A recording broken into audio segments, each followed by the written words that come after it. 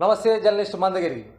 Elon Musk tweet భారత్లో తీవ్ర స్థాయిలో చర్చకు దారితీస్తుంది. ఎలాన్ మస్క్ ట్వీట్కి స్పందించిన సమాజ్వాదీ పార్టీ జాతీయ అధ్యక్షుడు అఖిలేష్ యాదవ్ తన ట్విట్టర్లో ఒక ప్రకటన విడుదల చేశారు. సాంకేతికత అనేది సమస్యలను పరిష్కరించడానికి ఉద్దేశపడి ఉండాలని, ఇది సమస్యలకు కారణమైతే దానివల్ల ఉపయోగం మానేయాలని, నేడు ప్రపంచవ్యాప్తంగా అనేక ఎన్నికల్లో ఈవీఎం ట్యాంపరింగ్ జరిగే అవకాశం ఉందని, ప్రపంచ ప్రఖ్యాత సాంకేతిక నిపుణులు ఈవీఎంలు తారుమారు చేసే ప్రమాదం ఉందని బహిరంగంగా ప్రకటనలు వ్యాసాలు రాస్తున్న వాటిని ఏవి పట్టించుకోకుండా ఈవీఎంలు ఉపయోగించాలని పట్టుబట్టడం వెనుక కారణమేంటో భారతీయ జనతా పార్టీ స్పష్టం చేయాలని, అదేవిధంగా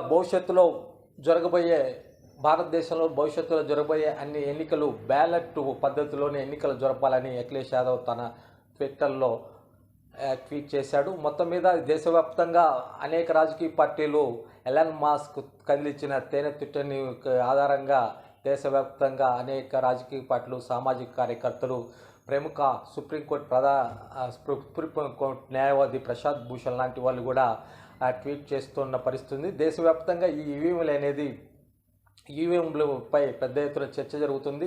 భవిష్యత్తు ఎన్నికల్లో అన్ని ఖచ్చితంగా బ్యాలెట్లోనే జరపాలని అఖిలేష్ యాదవ్తో పాటు ఇండియా కూటమిలోని అన్ని రాజకీయ పార్టీలు బ్యాలెట్ ద్వారానే ఎన్నికలు జరపాలని డిమాండ్ చేస్తున్నాయి. భవిష్యత్తులో ఎన్నికల కమిషన్ భారతీయ దేశంలోని రాజకీయ పార్టీలకు, భారత ప్రజలకు ఈవీఎంల పట్ల ఎలాంటి అపోహలు లేవని భారత ప్రజల్ని నమ్మించి నమ్మకం కలిగే విధంగా ప్రవర్తిస్తుందా, లేక తను అనుకుందే చేసుకుంటూ పోతుందా, లేక ఈ అంశాన్ని సుప్రీంకోర్టు జోక్యం చేసుకొని ఈవీఎంల యొక్క